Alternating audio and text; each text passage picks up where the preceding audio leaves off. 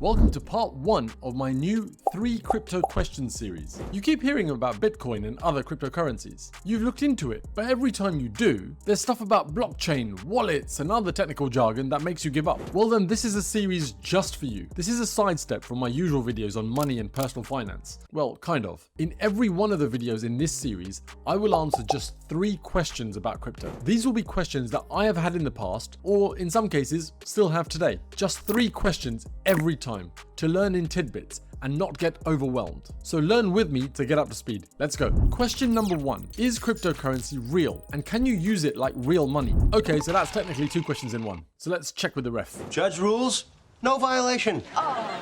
So cryptocurrency is real, but it's not physical. Don't expect to see Bitcoin notes or coins that you can carry around in your wallet or your purse. Cryptocurrency is digital. It works by keeping a record of all transactions in a digital database. You'll hear more about that in part 2. So when you send, let's say, half a Bitcoin to someone, that transaction is recorded on this digital database. And then every part of that Bitcoin network is refreshed and updated with details of that transaction. That digital database is updated. In some places, you can use Bitcoin like real money, like you would any other form of currency, like pounds, dollars, euros, dirhams, rupees, for example. Some examples of this include booking flights or hotels through Expedia, buying your favorite Subway sandwich in selected stores, or even if you wanted to book a trip to space with Virgin Galactic. But not everywhere. You can't, for example, go down to your local supermarket and buy your groceries with Bitcoin. And by the way, I'm using Bitcoin just as an example, as it's the largest cryptocurrency out there. Okay, question 2.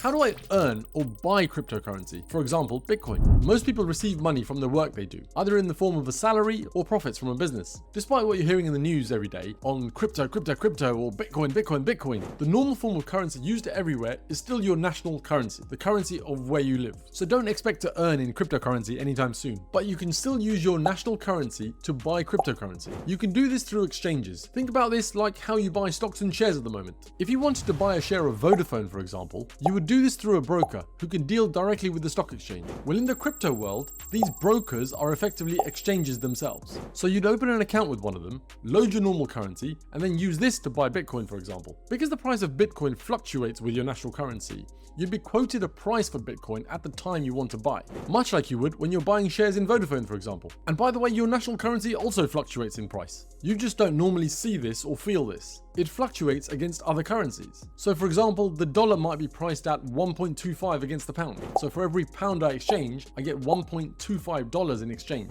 But that could be the price just now. 10 seconds from now, 10 minutes from now, it could be very different. You'll know this if you've ever traveled abroad and had to exchange your home currency for the currency of the country that you're visiting. Bitcoin, as a form of currency, albeit a digital one, also fluctuates against other currencies. And the exchanges that are out there will be able to give you an on-the-spot price of what Bitcoin is against your currency at the time you want to buy. So it might give you a price of Bitcoin against the dollar, for example, or the British pound. Some popular exchanges are Coinbase, Kraken, or Binance, for example. Now these are just 3 and there are many more out there. Question 3. Which cryptocurrency is best? There seem to be so many out there. There are almost 9,000 active cryptocurrencies out there at the moment. So figuring out which ones are valuable and more importantly, which ones are useful, at least for me, and I hope you as well, is critical. But it's also very difficult to do. The best part of that question kind of depends on what you really want to do with your cryptocurrency. Bitcoin is obviously the largest cryptocurrency out there, with a market capitalization of over $1 billion,